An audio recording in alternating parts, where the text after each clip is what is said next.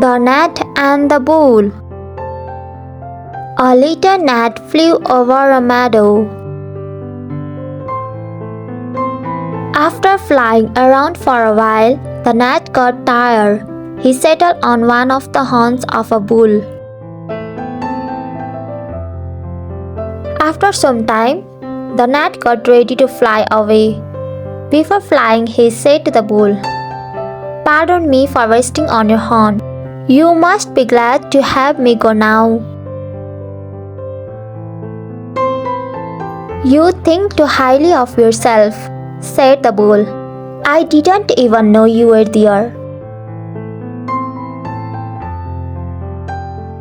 "Oh, my apologies," said the gnat and flew off.